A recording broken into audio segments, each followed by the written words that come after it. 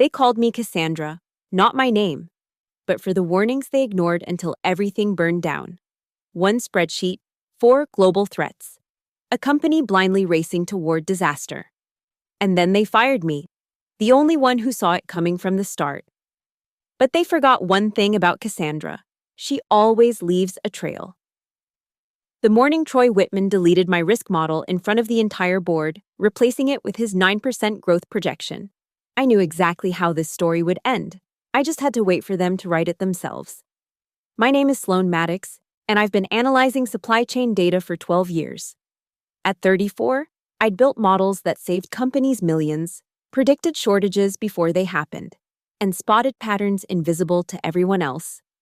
But on that Tuesday morning in Northbridge Cascade's glass conference room, none of that mattered.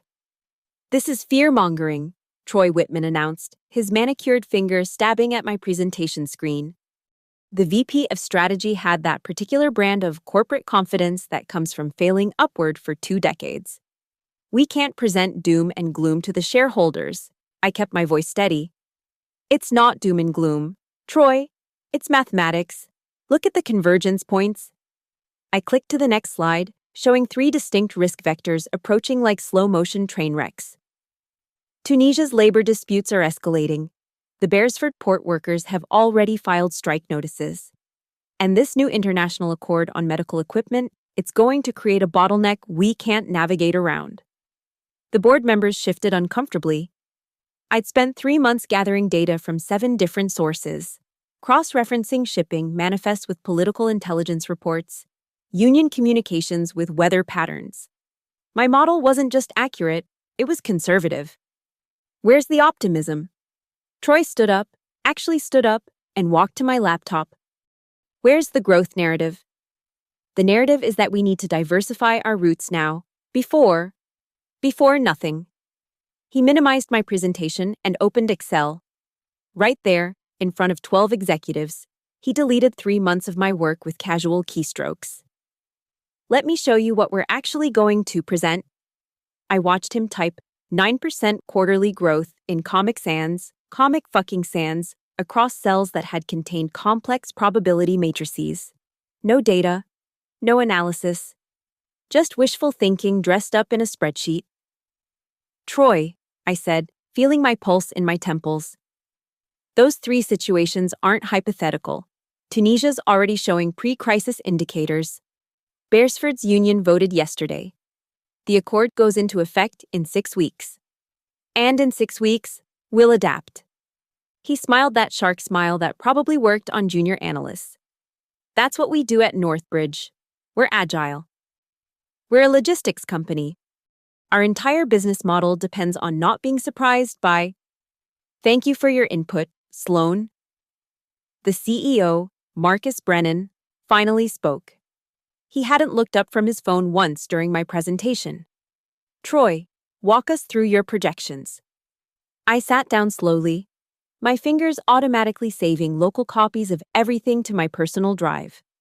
Around the table, eyes avoided mine. These people knew, they all knew, but knowing and acting are different currencies in corporate America. And Troy controlled the exchange rate.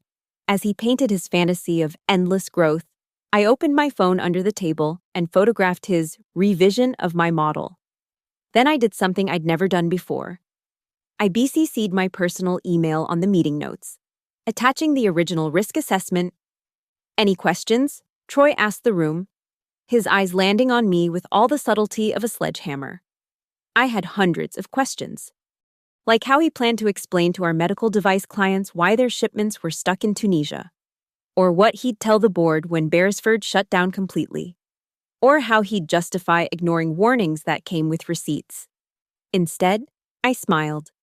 "No questions. Your vision is crystal clear." He missed the irony. They always do. After the meeting, I stopped by my desk and pulled up the full dataset one more time. Everything was there: emails from partners warning about instability, leaked union documents, intelligence reports from our contacts in North Africa. I uploaded it all to a cloud folder I labeled Dead Canary, because that's what I was now, the canary in Northbridge's coal mine. And when you kill the canary, you don't stop the gas from building up, You just lose your warning system. The email came on Thursday, 48 hours after I dared to be right in Troy Whitman's presence. Effective immediately, you've been reassigned to competitive data reconciliation.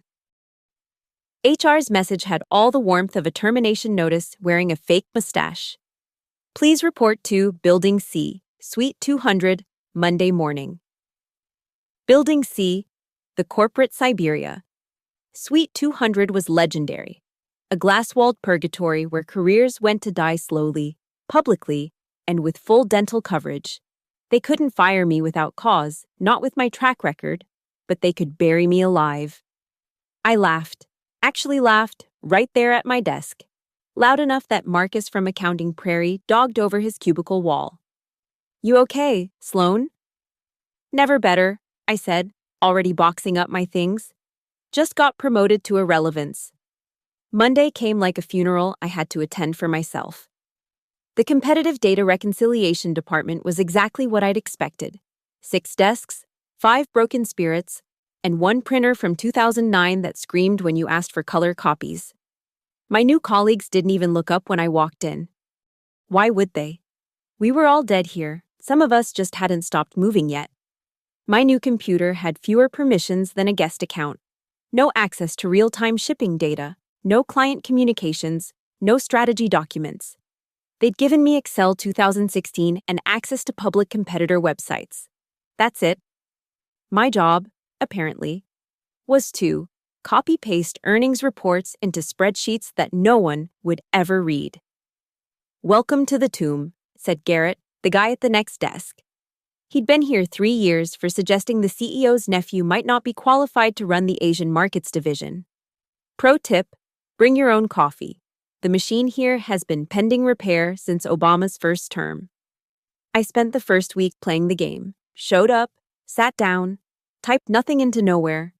But my personal laptop came with me every day, and during lunch breaks, I built something beautiful. Every warning I'd sent, every dismissed analysis, every data point Troy had deleted. I organized them chronologically, tagged them, cross-referenced them with timestamps. When the inevitable happened, and it would happen, there would be no ambiguity about who knew what and when. The folder grew. Emails where Troy explicitly rejected partner warnings. Meeting recordings where he called reliable intelligence pessimistic gossip. Even a Slack message where he told his team to stop listening to Chicken Little Maddox. You're documenting, Garrett observed one day, not looking up from his screen where he was clearly playing solitaire. I'm reconciling competitive data, I replied. Sure you are. He moved a red queen onto a black king. Just remember, they monitor the network. Good thing I'm not on the network. He smiled for the first time since I'd met him. You know, Sloan, most people here just fade away, become ghosts. But you're different. How so? You're not trying to get your old job back. He finally looked at me. You're waiting for something. I saved another file to my encrypted drive. Aren't we all? No, he said, returning to his game. Most of us are just waiting to die. You're waiting for them to realize they're already dead. 3 weeks into my exile, my phone buzzed with a text from an unknown number. It turned out to be James Chen from MedSupply Global, one of our biggest clients. Heard you moved departments, also hearing Tunisia might be problematic. Your analysis from last month mentioned this. Can we talk? Unofficially? I stared at the message for a long time. Responding would violate about 6 company policies. Not responding would violate everything I believed about professional integrity. Can't discuss company business, I typed back. But the UN shipping reports are public. Interesting reading, especially pages 47-53. Understood. Thank you. 2 more clients reached out that week. Each time, I pointed them to public sources that happened to confirm everything my suppressed report had warned about. I wasn't revealing company secrets. I was just suggesting some light reading. Meanwhile, Troy's emails to all staff became increasingly manic. Opportunity ahead. Growth mindset wins. Disruption. Innovation. Each one more desperately cheerful than the last. like motivational posters in a burning building. The smart money was already moving. I could see it in the shipping data I wasn't supposed to have access to.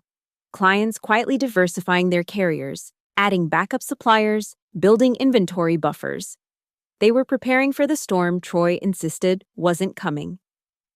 From my desk in corporate purgatory, I watched it all unfold, and I waited. Because Troy had made one crucial mistake. He thought making me disappear would make the problems disappear too. But problems don't care about org charts, and math doesn't give a shit about your job title. The first domino fell on a Wednesday. I was copying competitor pricing data into a spreadsheet nobody would read when my personal phone lit up with news alerts. Breaking. Beresford Port. Workers begin indefinite strike action. I didn't smile. That would have been petty. Instead, I took a screenshot and added it to folder labeled Dead Canary Predictable. Disasters, Beresford, Actual, PPDF, within an hour. Our internal Slack, which I could still read but not post to, exploded into barely controlled panic. 17 containers of medical equipment bound for 3 major hospital chains were sitting in Beresford, going nowhere. Troy's response was a masterclass in corporate delusion. Minor logistics hiccup. Rerouting through alternative channels, business as usual. Alternative channels? Right. Every other port within 500 miles was already at capacity. A detail I'd highlighted in red on slide 14 of my buried presentation.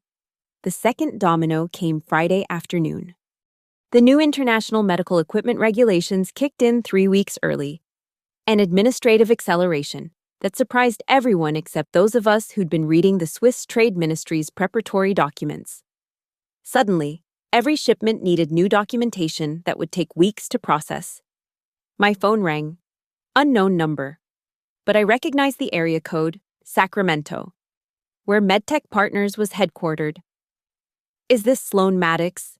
The voice was careful, professional. Speaking. This is David Reeves, VP of Supply Chain at MedTech. I'm calling because, well, frankly, because you're the only analyst who seemed to see this coming. That report you circulated 6 weeks ago, do you still have the supporting data? I'm in competitive data reconciliation now, I said evenly. I don't have access to strategic planning materials. A pause. I see. But theoretically, if someone had saved that data independently, theoretically, that would be against company policy. Of course. Another pause. Strange how accurate those UN shipping reports turned out to be. The ones you mentioned to James. Public information is funny that way. Indeed. One more thing. Is Troy Whitman still projecting 9% growth? I wouldn't know. I reconcile competitive data now. David laughed, bitter and knowing. Right. Well, if you ever leave Northbridge, please call me immediately. After we hung up, I pulled up Troy's latest investor update on my personal laptop. Sure enough, maintaining strong 9% growth trajectory. Despite minor market adjustments, we'd lost $30 million in revenue in 5 days. Garrett looked over from his eternal solitaire game. You're smiling. Am I? Like someone watching a really satisfying car crash in slow motion. Before I could respond, an emergency all-hands email popped up. Subject line: Supply Chain Optimization Initiative. Troy's name was at the top, but I recognized the panicked writing style of his assistant, Karen. Team, in response to temporary external pressures, we're implementing a new predictive framework to enhance our agility. The email went on for 3 paragraphs without saying anything, but the attachment was interesting. A new risk assessment model that looked suspiciously like mine, with the numbers changed just enough to avoid plagiarism. I forwarded it to my personal email with a note. Compared to original model, dismissed to week 6.cell-SX.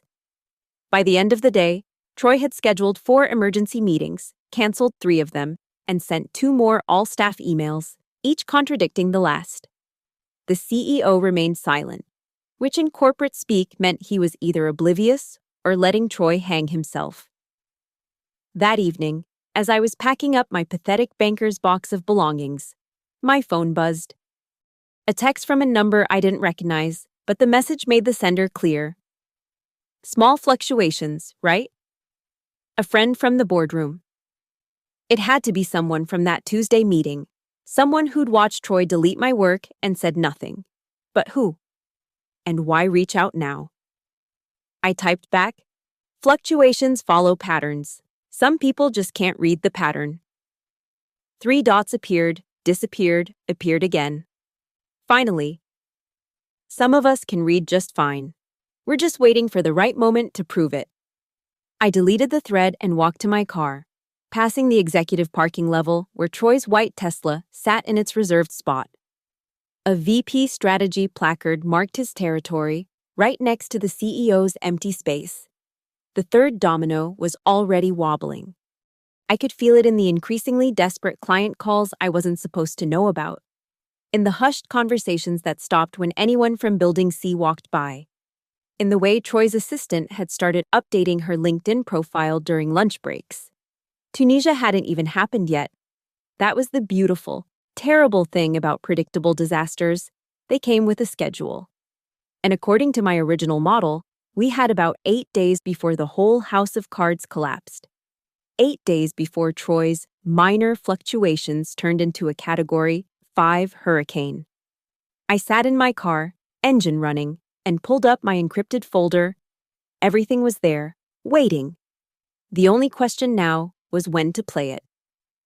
Then my phone rang. A contact I hadn't heard from in 2 years appeared on the screen. Margot Leland, former board member. The woman who'd hired me at Northbridge before leaving for philosophical differences with leadership. Sloan. Her voice was warm, but urgent. I hear you've been relocated to Building C. News travels. Everything travels, dear. Especially warnings that turn into prophecies. Do you still have that brilliant mind of yours, or did they manage to lobotomize it? It's intact, just administratively constrained. Good. Keep it that way. And Sloan?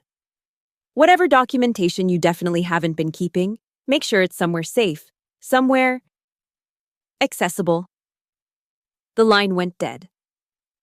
I sat there in the dark parking garage, engine humming, and smiled for real this time. The dominoes weren't just falling. Someone was about to start pushing them. I didn't push anything. That's what I need you to understand. I just stopped catching the knives Troy kept throwing into the air. The art of corporate revenge isn't about sabotage. It's about letting gravity do its work while you document the fall with mathematical precision. My days in Building C developed a rhythm. Morning coffee, brought from home, because Garrett was right about that machine. Meaningless spreadsheet work until noon. Lunch break spent analyzing real data on my personal laptop. Afternoon of watching the crisis unfold through breadcrumbs of information that filtered down to purgatory. But my evenings, those belonged to the clients who found their way to me like refugees seeking shelter. Sloan, hypothetically, Rachel from Meridian Health called one night. If someone knew Tunisia was about to shut down exports, what would that someone do? Hypothetically, that someone might look at alternative suppliers in Morocco or Egypt. The shipping routes are public information. Morocco's Trade Ministry website is particularly informative. You can't tell me directly, can you? I reconcile competitive data, Rachel. I'm not authorized to provide strategic guidance. But you're not stopping me from drawing my own conclusions. I can't control what conclusions you draw from public information. She paused. Troy sent us a report today saying Tunisia is stable. I'm sure he has access to data I don't. Bullshit, Sloan. You know what's going to happen. I knew what might happen. Past tense. Now I just organize spreadsheets in Building C. After she hung up, I added her call to my log. 23 clients had reached out in the past week. I'd guided all of them to public sources that happened to align with my suppressed analysis. Not one piece of proprietary information shared. Just breadcrumbs toward truth. Troy, meanwhile, was drowning in his own lies. His emails had evolved from desperately optimistic to actively deranged. Transformation through disruption. Chaos is opportunity, My personal favorite: predictions are for pessimists, profits are for pioneers. The man was composing corporate haikus of denial while the ship scraped against icebergs. Thursday morning, I was deep in a particularly mindless data entry task when Garrett suddenly spoke. "They're panicking upstairs." I looked up. "How do you know?" "Emergency board meeting. Third one this week. The CEO's assistant just ordered lunch for 30 people. That's not a meeting. It's a war council." I pulled up my personal phone and checked the business news. Nothing public yet, but maritime traffic data showed something interesting. 3 of our biggest competitors had just rerouted their entire Mediterranean supply chain. They knew. Everyone knew except the people pretending not to know. That afternoon, an email appeared that made me actually gasp. Troy had sent an all-staff message with an attached updated risk assessment model. My model. Almost word for word, with his name on it and the dates changed to make it look like he'd created it this week. "Fucking amateur," Garrett muttered, reading over my shoulder. He didn't even change the formula formatting. I forwarded everything to my personal account, then opened my encrypted folder and created a new subdirectory: Troy plagiarism point evidence. The metadata would prove my original was created months ago. His desperation had just handed me a gift wrapped in stupidity. My phone buzzed. Margot again. Saw the new model. Interesting how familiar it looks. Great minds think alike, apparently. Indeed. Though some minds think 3 months earlier than others. Do you still have proof of that temporal difference? I believe in comprehensive documentation. Good girl. Stay quiet for now. Let him dig deeper. That evening, as I was leaving Building C, I ran into Karen, Troy's assistant. She looked like she'd aged 5 years in the past month. "Sloan," she said quietly, glancing around. "Can I ask you something?" "Sure." "That model Troy just sent out, it's yours, isn't it? From the meeting where he..." She trailed off. "I reconcile competitive data, Karen. I don't create predictive models anymore." She studied my face. "He's scared. Really scared. Keeps asking me to find data that doesn't exist. Projections that show growth where there isn't any. Today he asked me to literally fabricate shipping confirmations. That would be fraud." That's what I told him. He said it was creative accounting. "Document everything, Karen, everything." She nodded and hurried away. That night, I sat in my apartment with my laptop and a glass of wine, organizing my files with the patience of someone building a legal case.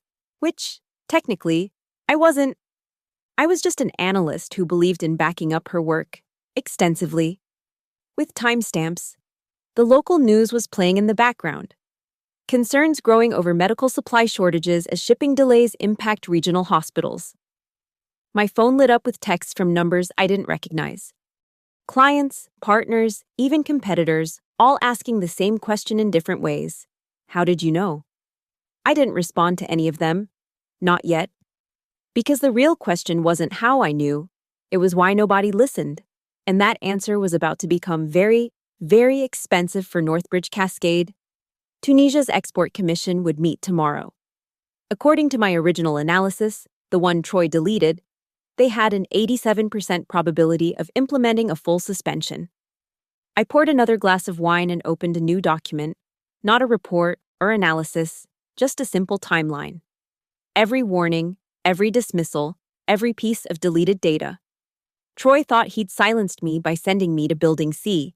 But silence. I was learning. Could be the loudest sound in the room if you knew when to break it.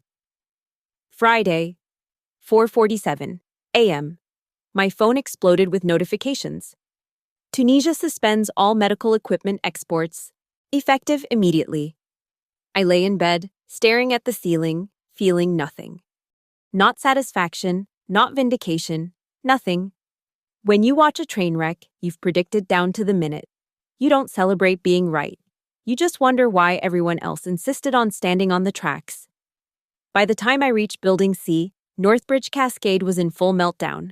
Even from corporate Siberia. I could feel the panic radiating from the executive floor. The parking lot was full by 7 a.m., never a good sign. Troy's Tesla was there, parked crooked like he'd been driving drunk on his own delusions. Garrett was already at his desk. But for once, solitaire wasn't on his screen. He was watching the company Slack on his phone through some backdoor IT hadn't closed. "It's beautiful," he said quietly. "Like watching Rome burn while Nero schedules another strategy meeting."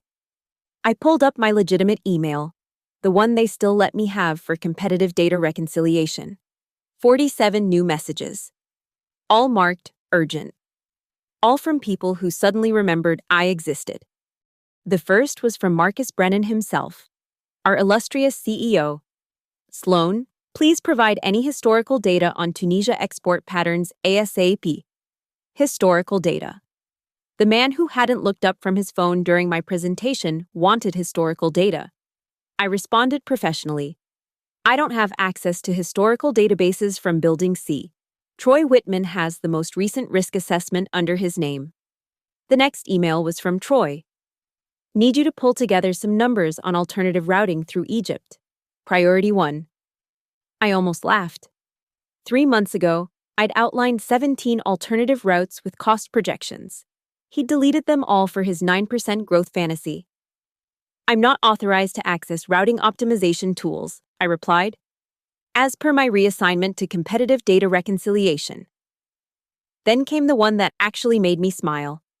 Rachel from Meridian Health, CCing the entire board.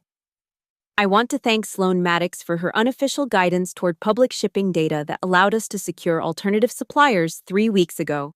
While we cannot discuss details due to corporate policies, her insights saved us from what would have been a catastrophic shortage." My phone rang immediately. "Troy? What the fuck did you do?" No preamble, just rage. "I reconciled competitive data. Troy, that's my job. You talked to our clients. You undermined. I suggested they read public UN reports, unless you've classified the United Nations as proprietary information. You knew this would happen. You could have." "I did. 3 months ago. You deleted it. In front of 12 witnesses. Would you like me to forward you the original files with the timestamp metadata?" Silence. Beautiful, expensive silence. "You're fired," he finally said. "You can't fire me. Troy, you're not my direct supervisor anymore.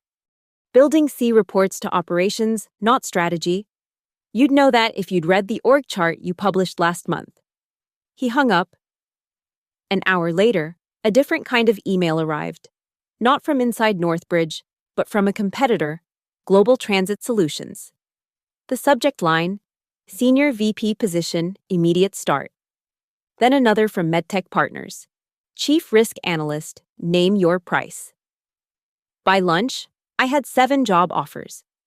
Word travels fast when you're the only person who called a multi-million-dollar disaster 3 months in advance. But I didn't respond to any of them. Not yet. Because at 2 p.m., something interesting happened. An internal document leaked onto our Slack. Someone had accidentally posted to Gaudí's General instead of a private channel. It was a board presentation from that morning, comparing my original risk assessment with Troy's revised version, side by side, with dates. The message was deleted within seconds, but screenshots were already spreading. The comparison was damning. My model, 3 threats identified, probability calculations, mitigation strategies.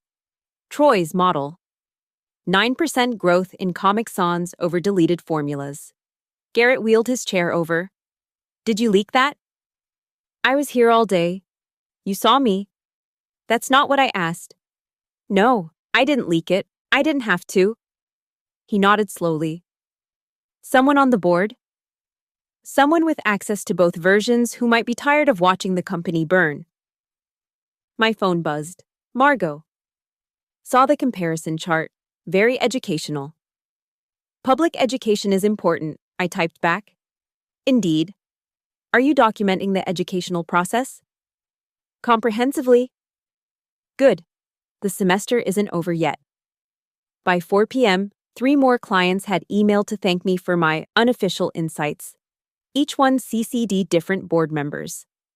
The narrative was forming without my input. Sloan warned us. Troy silenced her. Clients who listened to Sloan survived. Those who trusted Troy were fucked. I started packing up my desk for real this time. Not because I was fired, Troy didn't have that authority, but because I knew what came next. When the real investigators arrived, when the lawyers started asking questions, when the board needed someone to blame, they'd find a very clear trail. And at the end of every breadcrumb would be Troy Whitman's digital signature, deleting warnings and replacing them with fantasies. Karen appeared in the doorway of Building C, looking haunted. Sloan, I need to tell you something. Okay.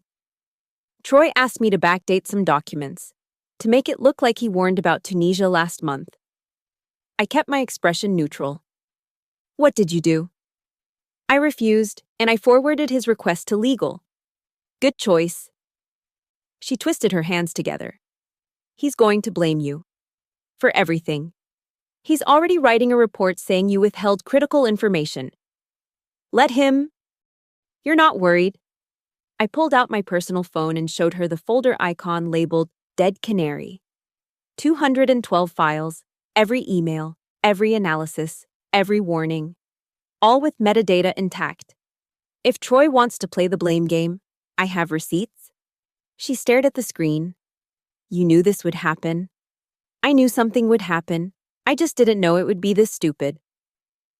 That evening, as I walked to my car with my sad banker's box of possessions, I passed the executive floor's windows. The lights were all on. Figures moved frantically behind glass like ants in a disturbed colony. Troy's Tesla was still there, still crooked. But now there were 2 security guards standing next to it. Not for protection, for prevention. Because when you lose 30 million in preventable losses, someone has to explain why.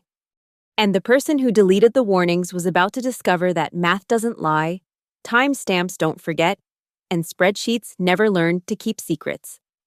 The third domino hadn't just fallen, it had exploded, and we hadn't even gotten to the grand finale yet. Saturday morning, I was making coffee when Margot Leland called. Don't say anything yet, she began. Just listen. I've been retained by 3 institutional investors to conduct an independent review of Northbridge's risk management failures. They specifically requested access to any documentation from the analyst who predicted this situation. I set down my mug carefully. I'm in competitive data reconciliation. I don't have access to. Cut the corporate speak, Sloan. We both know what you have. The question is whether you're willing to share it with someone who can actually do something about it. Margot, that would be completely legal if subpoenaed as part of an investor-initiated audit, which is what this is. I'm sending you the official request now. You have 24 hours to comply. The email arrived while we were still on the phone. Formal letterhead, 3 investor signatures representing 47% of Northbridge's equity, requesting all documentation related to risk assessments of Mediterranean supply chain vulnerabilities, January through present. Send everything, Margot said. Don't edit, don't summarize. Just the raw files with all metadata intact.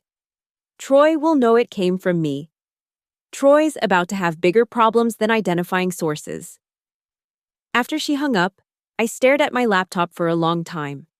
The Dead Canary folder sat there. 212 files of warnings, dismissals, and cover-ups.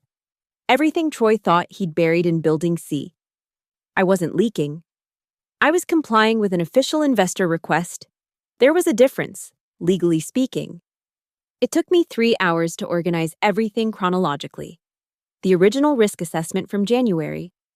The February updates showing increasing probability of crisis. The March presentation where Troy deleted everything. Email threads where he explicitly rejected partner warnings. The plagiarized model he'd submitted under his name last week. I added a single cover sheet. Documentation compiled by Sloan Maddox in response to investor audit request. All materials created during standard course of business at Northbridge Cascade. Metadata preserved to establish timeline. At 3 p.m., I hit send. Then I went for a walk. A long one. When I got back, my phone had 19 missed calls. All from Northbridge numbers. I didn't return any of them. Sunday was quiet, deliberately quiet. I turned off my phone, avoided the news, and read a book about supply chain disasters in the 1920s. Even then, the pattern was the same. Ignore the warnings, blame the messenger, crash spectacularly. Monday morning, I didn't go to Building C. What was the point? My badge probably wouldn't even work anymore. Instead, I sat in a coffee shop downtown and watched the storm break on my laptop. First, the leak to the financial press. Northbridge cascade under investor review following $47 million loss. Then the details. Internal documents suggest company executives dismissed analyst warnings 3 months before crisis. By noon, it was the lead story on 3 business sites. Troy's name appeared in paragraph 4. Mine appeared in paragraph 2. Specifically as the analyst whose prescient risk assessment was allegedly suppressed by leadership. Prescient, I liked that word. My phone, which I'd finally turned back on, buzzed with a text from Karen. Emergency board meeting at 2. Troy's been asked to present his decision-making framework. He's losing his mind. Another from Garrett.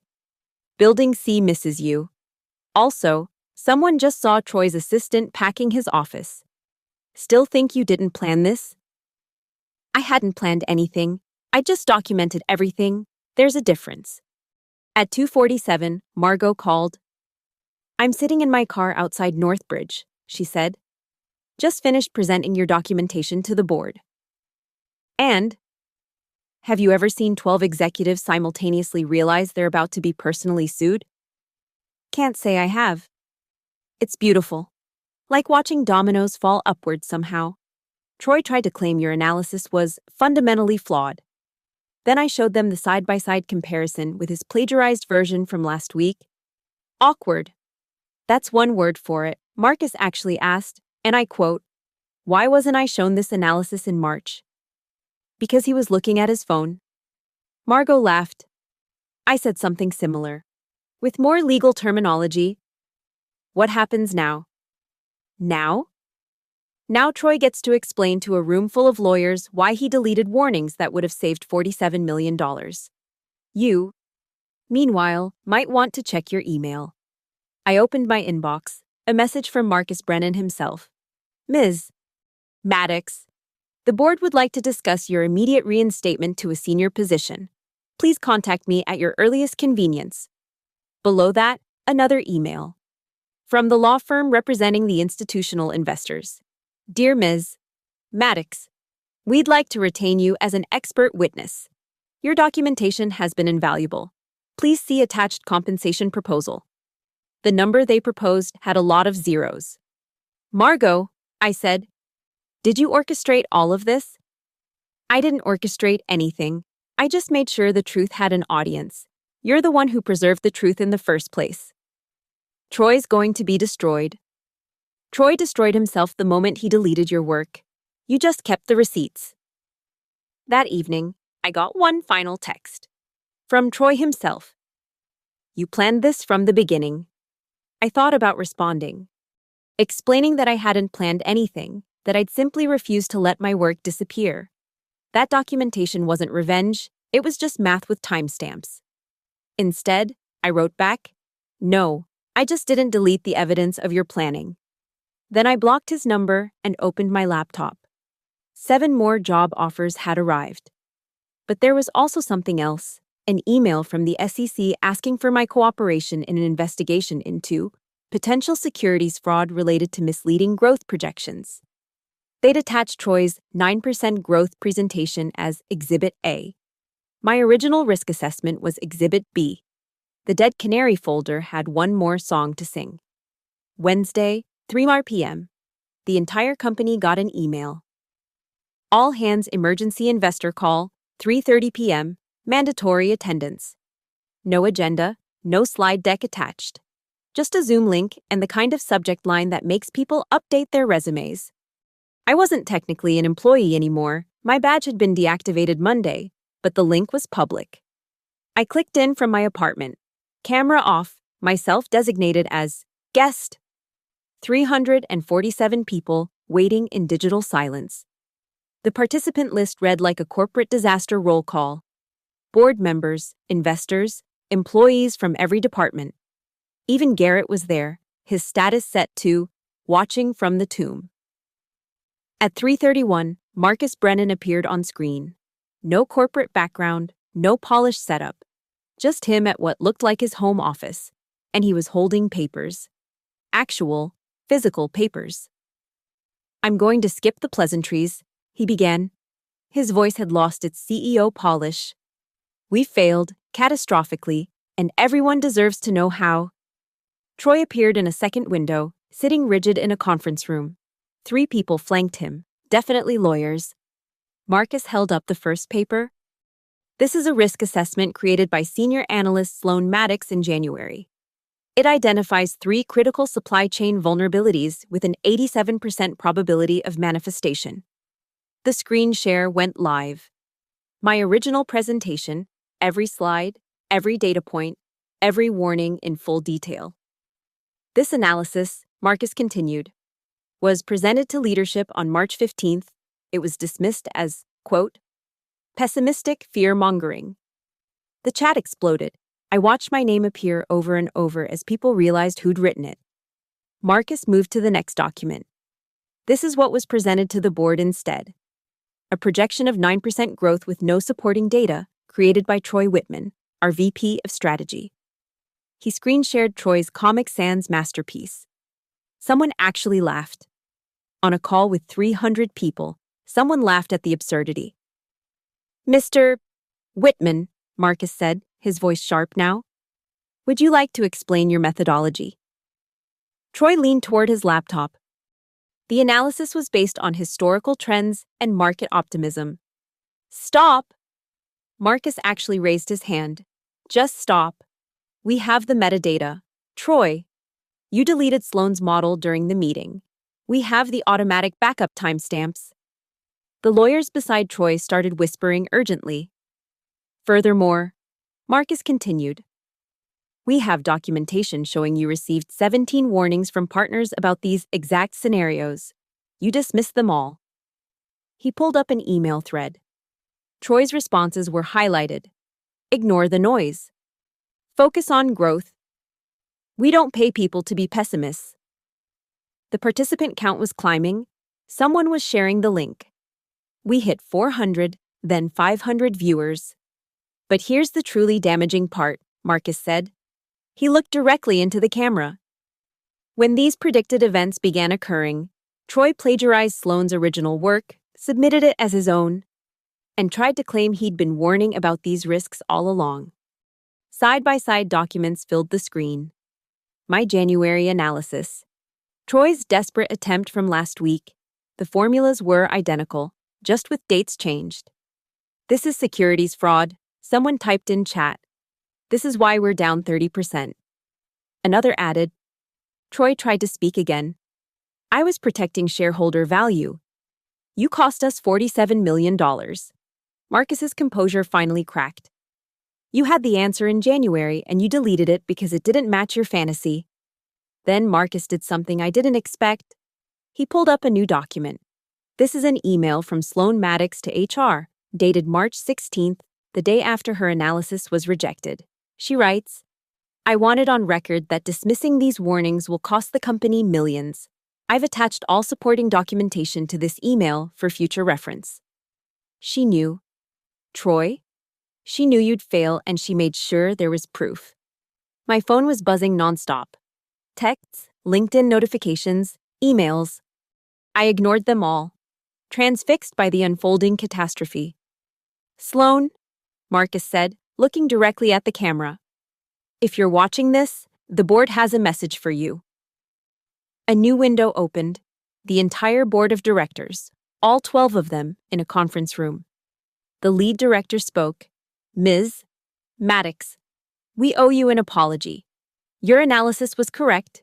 Your warnings were precise. Your documentation has been invaluable. We failed you. And in doing so, we failed everyone." Troy's window showed him standing, his lawyers grabbing at his arms. "Sit down, Mr. Whitman," Marcus said coldly. "We're not finished. But Troy was already disconnecting. His window went black. Let the record show, Marcus continued, that Troy Whitman has left the meeting. Also let the record show that his resignation has already been submitted to HR, involuntarily. The chat was moving so fast I couldn't read individual messages.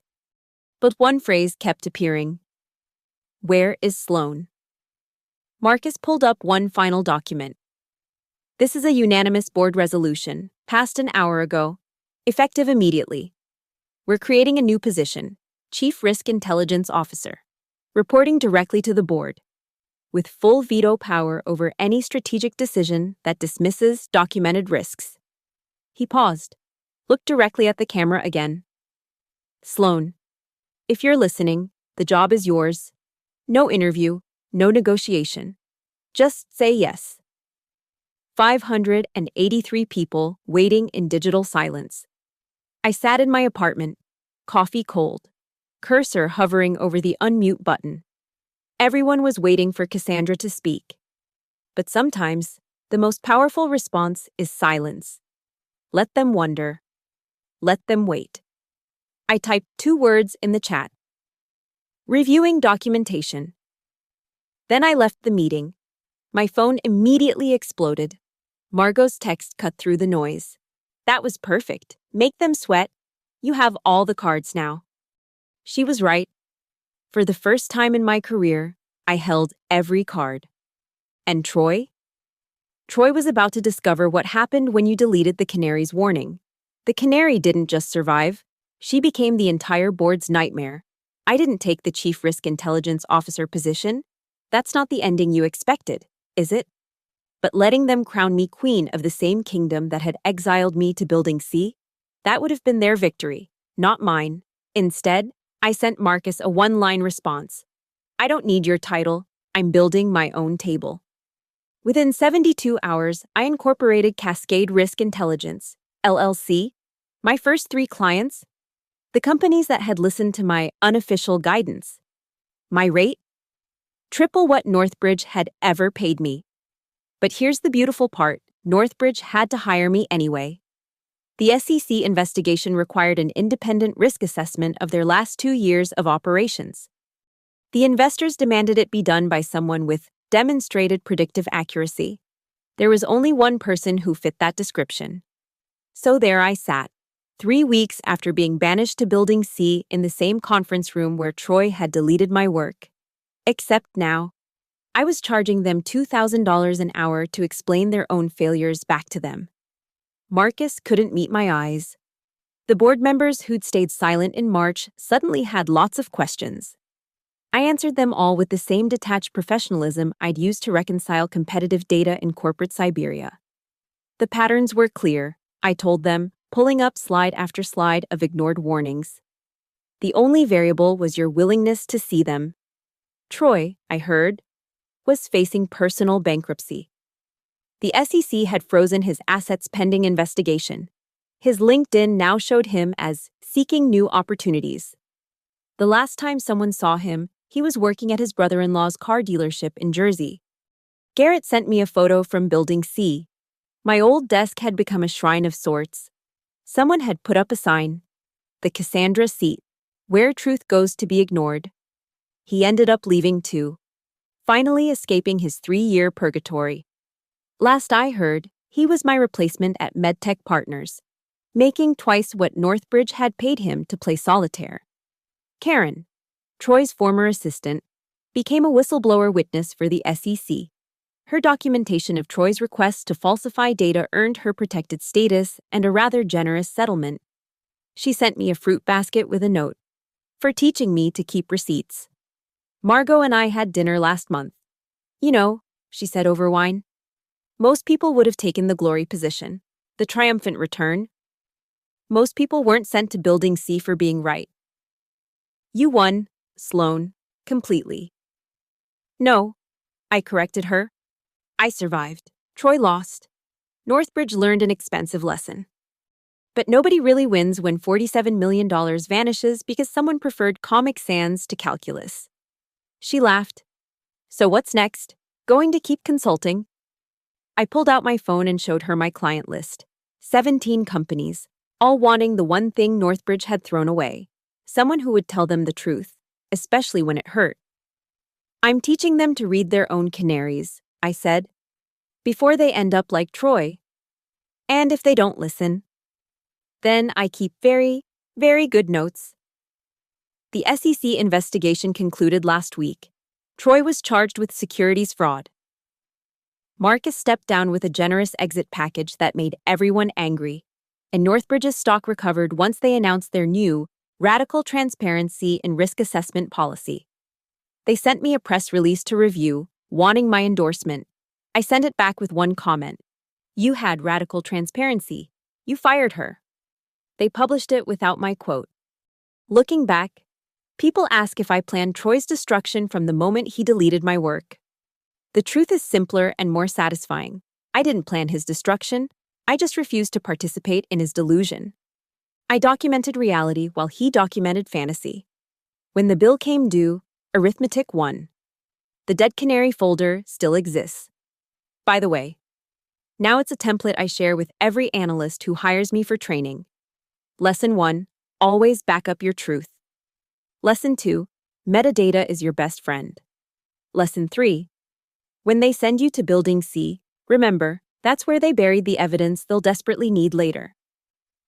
But the most important lesson, the one I wrote in my email to Margot after everything settled: I didn't need to destroy Troy. I just needed to survive long enough to watch him destroy himself. Revenge isn't about winning. It's about being the only one left who remembers the math. Building C is being renovated now. They're turning it into a center for analytical excellence. I hear they're putting my photo on the wall, right next to the new motto, "In Data We Trust." The irony is delicious, almost as delicious as invoicing them $47,000 for this month's consulting. Exactly $1,000 for every million they lost. Even revenge, it turns out, has a formula. Thank you so much for listening to this story of corporate karma and analytical vindication. I'm curious, where are you listening to this right now? Are you on your commute, at the gym, or maybe even in your own version of Building C? Drop a comment below and let me know. And if you enjoyed watching Troy's spreadsheet empire crumble as much as I enjoyed telling it, please subscribe to the channel and share your own workplace revenge stories in the comments. Sometimes the best revenge really is just keeping the receipts.